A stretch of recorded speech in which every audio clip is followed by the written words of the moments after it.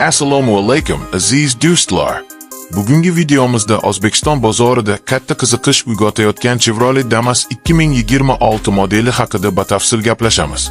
Agar siz kichik biznes bilan shug'ullansangiz, yetkazib berish xizmati qilayotgan bo'lsangiz yoki arzon va ishonchli oilaviy avtomobil izlayotgan bo'lsangiz, bu video aynan siz uchun. Videoni oxirigacha tomosha qiling.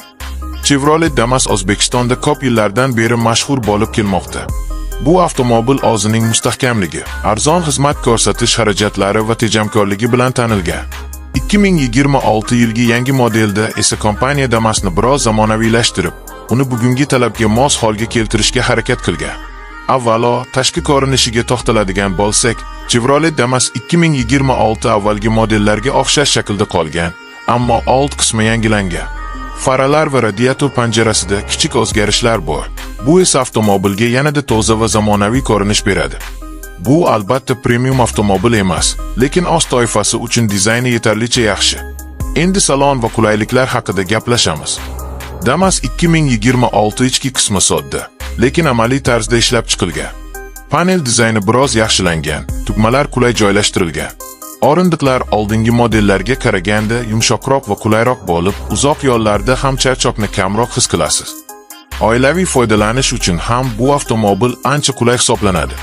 Dvigatel va texnik ko'rsatkichlarga keladigan bo'lsak, Chevrolet Damas 2026 da ishonchli va tejamkor dvigatel saqlab qolingan. Ushbu avtomobilning eng katta afzalligi yoqilg'i sarfining kamligi. Shahar sharoitida Damas juda tejamkor bo'lib, ayniqsa biznes egalari uchun bu juda muhim.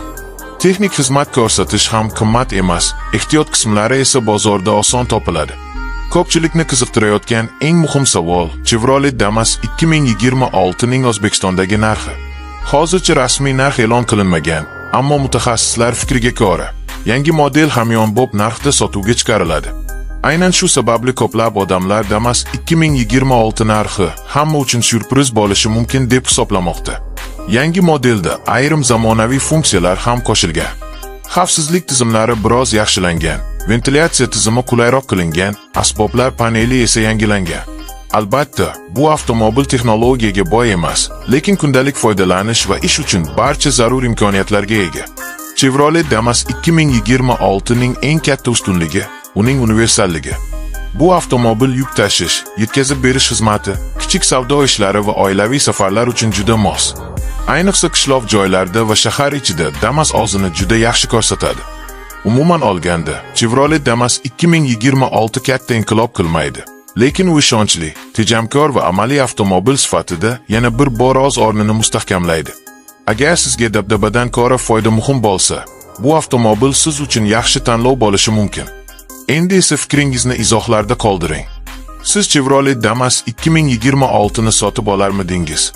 Sizningcha, uning narxi qancha bo'lishi kerak? Agar video sizga yoqqan bo'lsa, like bosishni, do'stlaringiz bilan ulashishni va kanalimizga obuna bo'lishni unutmang. Keyingi videolarda ko'rishguncha, xayr, minibus.